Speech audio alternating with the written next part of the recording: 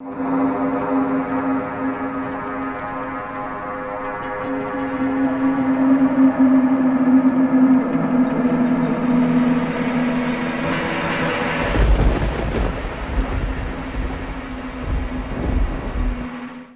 देश रहस्यों का देश है।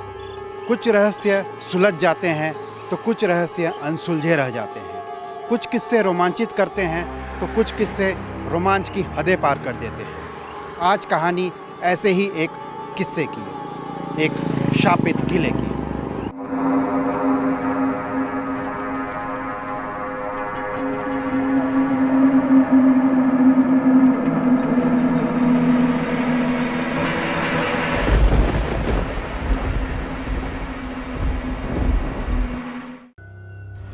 सन्नाटे के साए में एक खौफ, दशकों पहले की घटना का साया है मौजूद। एक श्राप जिसने सब कुछ खाक कर दिया। पिठौरिया के श्रापित किले ने सबको हैरान कर दिया। कैसे हो गया ये किला श्रापित? किसके काल ने इसे नाश कर दिया?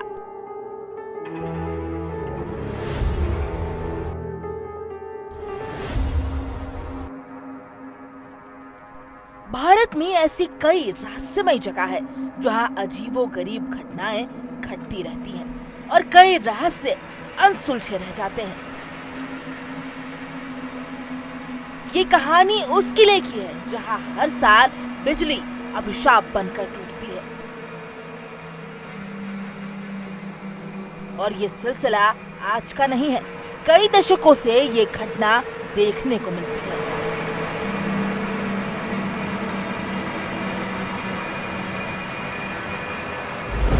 रांची का पिठौरिया क्षेत्र अपने पठारी इलाकों के लिए जाना जाता है, लेकिन ये इलाका अपने एक ऐसे किले के लिए भी जाना जाता है जो कई मायनों में शापित है। क्या है इस शाप का कारण और क्या है इसके पीछे की कहानी, आइए जानते हैं। सालों से ये दीवारें चीख चीख कर कुछ कहती है और इसमें बसा सन्नाटा किसी अनहोनी की याद दिलाता है। इस किले को राजा जगतपाल सिंह के नाम से जाना जाता है। किसी जमाने में ये किला 100 कमरों वाला एक विशाल महल हुआ करता था, लेकिन वज्रपात के कारण ये किला अब पूरी तरह से खंडहर में तब्दील हो चुका है।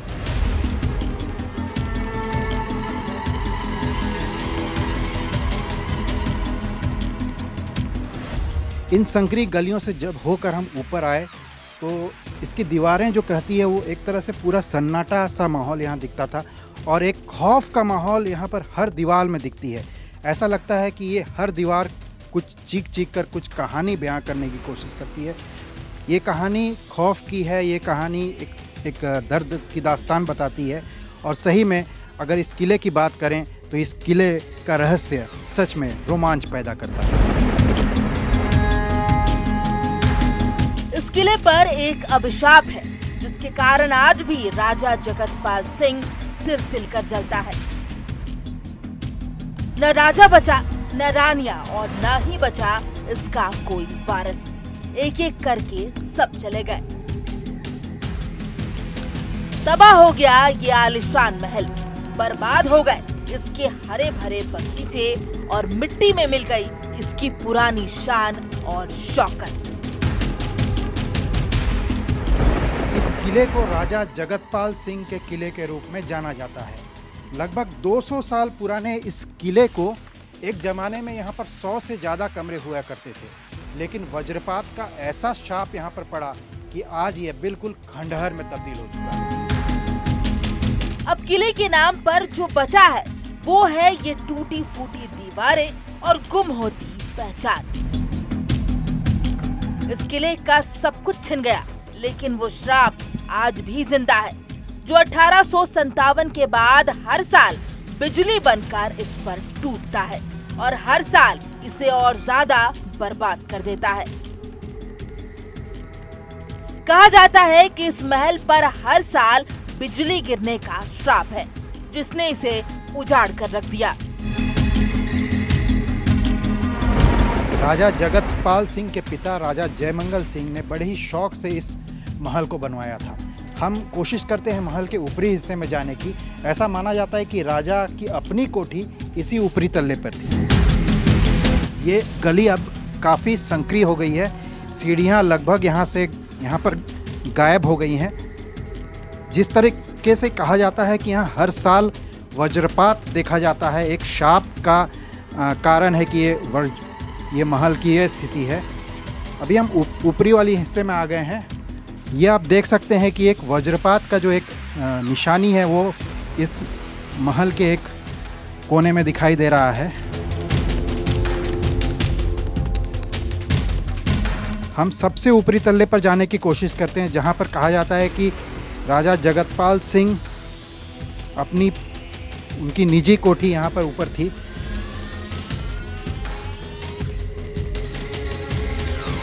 यह महल अब बस इतिहास के पन्नों में ही रह गई है।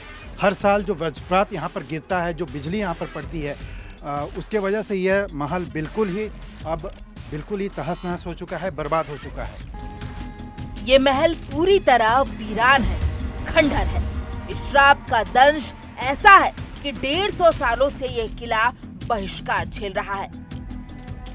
आप सोच रहे होंगे इस किले पर क्यों गिरती है बिजली? किसके श्राप का ये दंश झेल रहा है? 1857 की क्रांति से इस किले का क्या संबंध? किसका है ये 200 सालों पुराना किला? क्यों जिंदा है इस श्रापित का दंश? तो दिल थाम कर बैठिए, हम आपको बताएंगे इस श्रापित किले का सारा राज, और हर राज का होगा पर्दाफाश।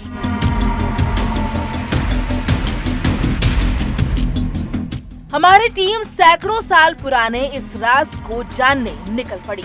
पिठौरिया के उस किले के बारे में जानने, जिसके बारे में कहा जाता है कि वहां जाना अपनी मौत को दावत देने जैसा है। कहा तो ये भी जाता है कि इस किले का अभिशाप कब, कहां और किसे अपनी गिरफ्त में ले ले, ये कोई नहीं जानता।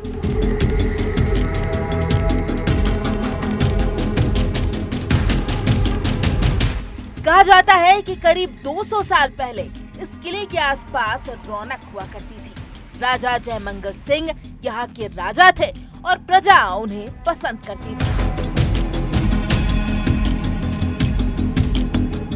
लेकिन उसके बाद जयमंगल के बेटे जगतपाल कुछ अलग ही फितरत लेकर शासन करने नजर आए।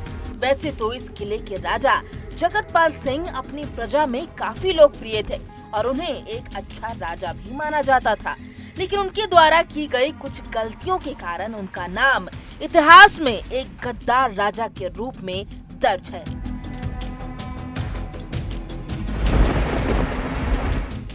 ये वो समय था जब पूरे देश में आजादी की चिंगारी भड़कनी शुरू हो गई थी। कहा जाता है कि 1857 के पहले स्वतंत्रता संग्राम में राजा जगतपाल सिंह ने अंग्रेजों की मदद की थी। वो क्रांतिकारियों से जुड़ी हर खबर अंग्रेजों तक पहुंचाते थे। कहते हैं कि उस वक्त के क्रांतिकारी विश्वनाथ शाहदेव ने उनसे नाराज होकर उन पर हमला बोल दिया था। राजा जगतपाल ने अंग्रेजों के साथ मिलकर विश्वनाथ शाहदेव को गिरफ्तार करवा दिया। लोगों का मानना है कि क्रांतिकारी विश्वनाथ शाहदेव ने ही अंग्रेजों का साथ देने और देश के साथ गद्दारी करने पर राजा जगतपाल सिंह को ये श्राप दिया था कि आने वाले समय में जगतपाल सिंह का नामो निशान नहीं रहेगा और उनके किले पर हर साल उस समय तक बिजली गिरती रहेगी जब तक कि किला पूरी तरह से बर्बाद नहीं हो जाता।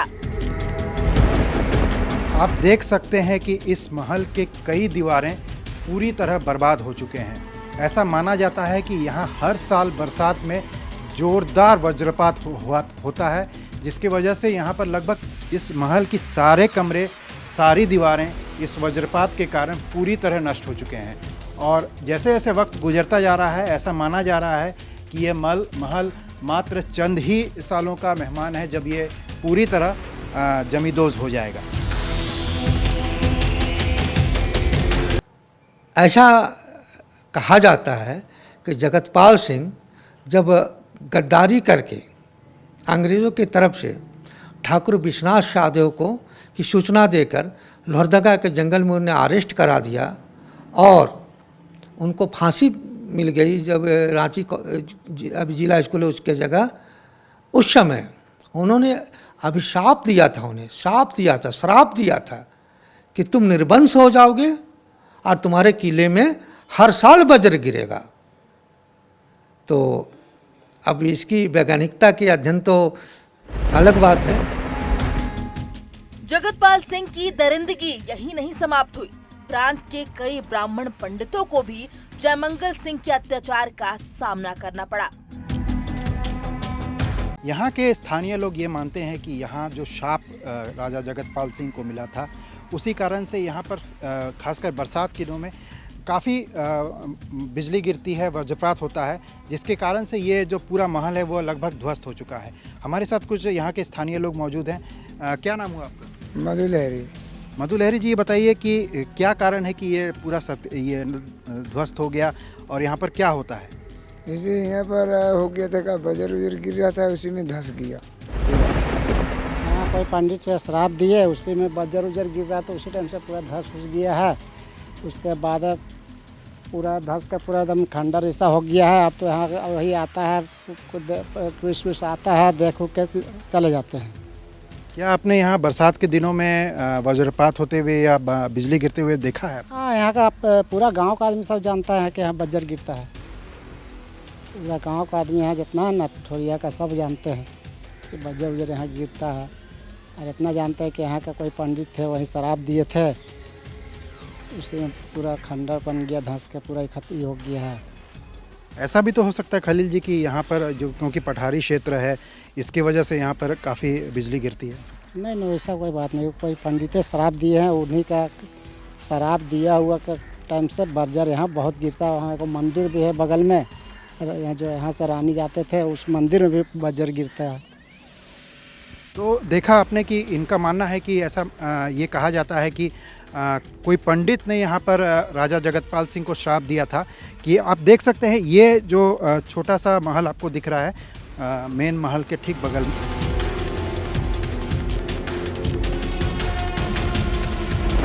तो आपने सुना किस तरह से इन्होंने कहा कि ये महल बिल्कुल ही शापित है, जिसके कारण से यहाँ पर अक्सर वज्रपात होता है। हम आपको दिखाना चाहेंगे ये सामने वाला जो स्ट्रक्चर बना हुआ है। कहा जाता है कि यहाँ पर राजा जगतपाल सिंह फांसी दिया करते थे, या फिर यूँ कहें जो जिस क्रांतिकारियों को वो पसंद नहीं करते थे या जिनकी एक्टिविटी उनको समझ में नहीं आती थी, उन्हें ये यहाँ पर लाकर मौत के घाट उतार दिया करते थे। ऐसा माना जाता है कि कुछ ब्राह्मण पंडितों को भी उन्होंने इस तरह से फांसी दी थी, जिसके कारण से पंडितों का श्राप इस महल पर लगा। और ये श्राप का नतीजा है कि आज भी सैकड़ों साल बाद भी आज भी इस महल पर वज्रपात होते हैं। इस महल को किसी न किसी शाप से आज भी ग्रसित देखा जाता है। आप मानो या ना मानो, लेकिन एक समय था जब ये किला इस पूरे प्रांत की शान हुआ करता था। 30 एकड़ में फैला ये किला 2 मंजिला में निर्मित था और इसमें 100 से ज्यादा कमरे थे। इसी तरह पिठोरिया जो आप किला कह रहे हैं या गढ़ कह रहे हैं, उसमें कहीं सीमेंट और छड़ का प्रयोग नहीं किया गया। वो इस तरह की बनावट थी कि एक पत्थर दूसरे पत्थर के अनुरूप छेद करके एक दूसरे से फंसा के इस तरह से इतना मजबूत किले का निर्माण किया गया कि आमतौर पर छोटे मोटे आक्रमणों से उस किले को कोई क्षति पहुंचाया ही नहीं जा सकता। हमारी टीम इस अनसुलझे रहस्य को जानने आगे बढ़ी। ऐसे में महल के प्रांगण में ये कुआं काफी रहस्यमय नजर आता है। महल के बीचों बीच इस कुएं को यहाँ के राजा प्रयोग करते थे, लेकिन आज भी ये कुआं अपनी एक अलग कहानी बयां करता है। महल के एक किनारे में यह कुआं स्थित है। कहा जाता है कि यही कुआं मुख्य रूप से पूरे महल के पानी का स्रोत हुआ करता था। लेकिन ऐसा बहुत ही अनोखा चीज़ इसमें नज़र आती है कि गर्मी हो या सर्दी हो या बरसात हो, यह कुआं 12 महीना इस सूखती नहीं है। इस कुएं में हमेशा पानी रखता है। आप देख सकते हैं इस गर्मी के मौसम में भी यहाँ पर कुएं में पानी मौजूद है। इस कुएं को हर साल यहाँ के स्थानीय लोग बहुत मानते हैं। यहाँ के स्थानीय लोग इसकी मरम्मत करते हैं और ऐसा मानते हैं कि इस कुएं से के पानी को कभी प्रयोग में नहीं लाया जाता है, लेकिन इस कुएं के अनोखे रूप के लिए ये पूरे इलाके में चर्चित है। महल में एक रानी का कक्ष भी है और इसी रानी के कक्ष से एक रास्ता सीधे मंदिर की ओर निकलता था।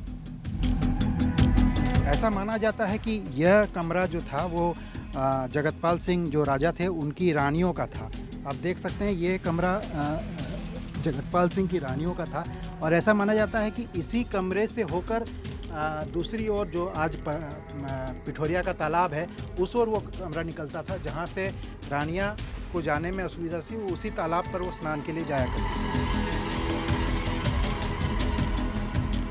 राजा जगतपाल सिंह की महल की कारीगरी ऐसी थी कि जैसा कि मैंने कहा कि वहाँ रानी का महल हुआ करता था और रानी के महल से सीधे एक सुरंग इस तालाब पर होकर आती थी, जहाँ पर जो रानियाँ थी वो यहाँ अपना स्थान हुआ करता था।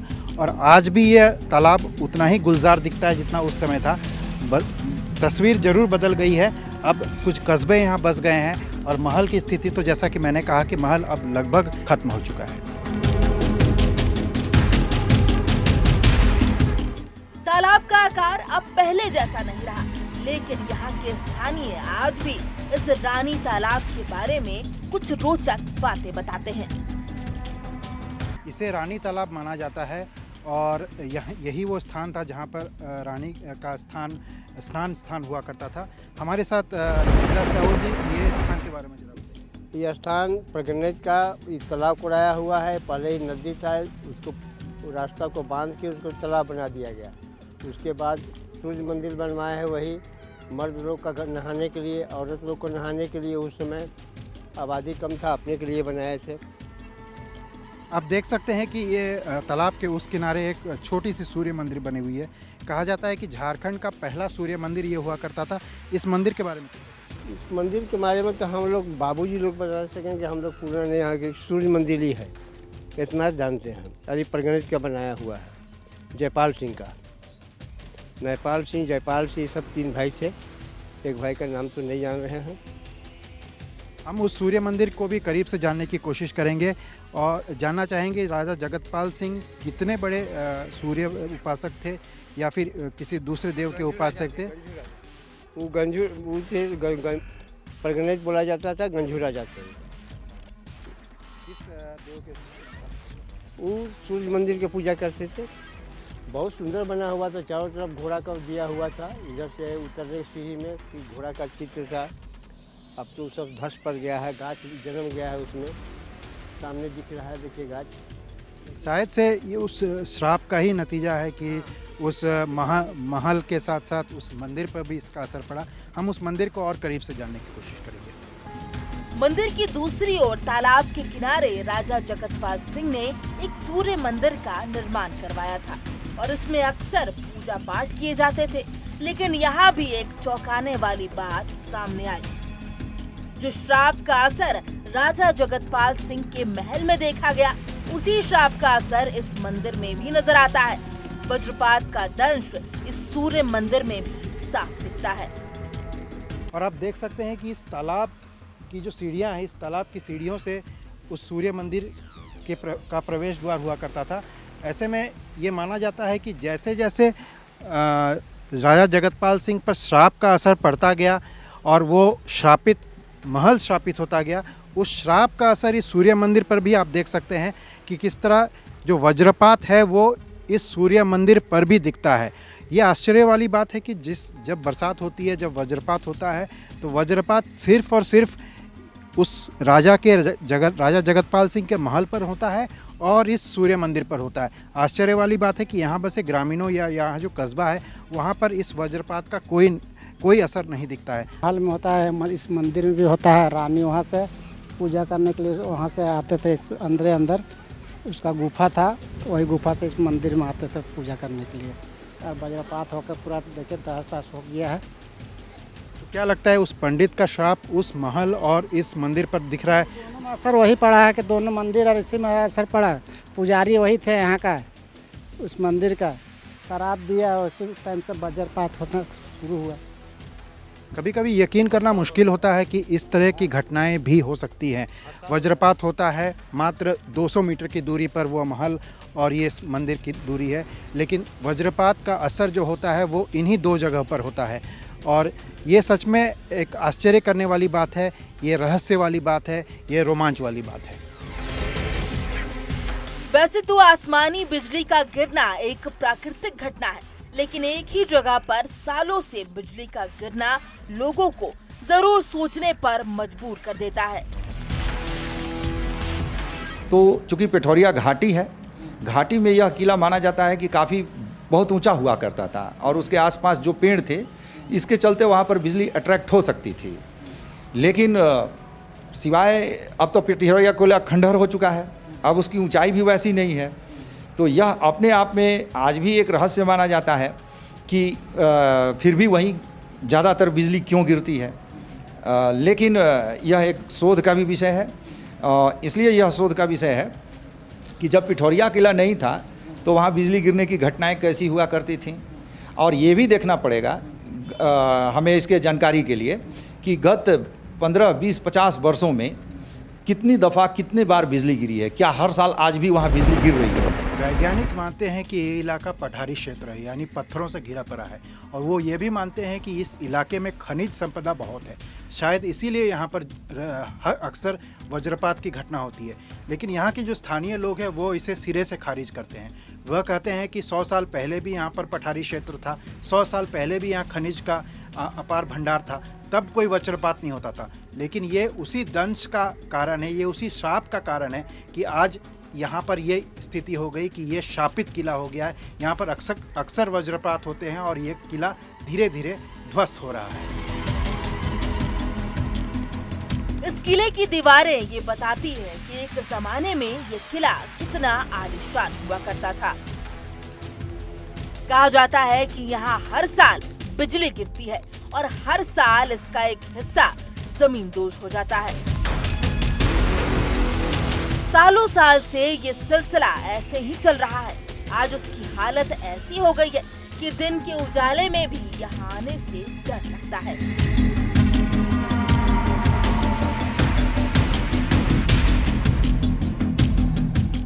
आज भी माना जाता है कि जब बरसात की अंधेरी रातों में बिजली कड़कड़ाती है तो एक डर का माहौल पूरे इलाके में एहसास किया जाता है। बिजली गिरने के कारण यहाँ के ग्रामीण इसे शापित किला मानते हैं। आधुनिक युग में इस रहस्य पर यकीन करना मुमकिन तो नहीं, लेकिन अगर इस राज को इतिहास के पन्नों में रहने दिया जाए तो इस किले की गरिमा बनी रहेगी।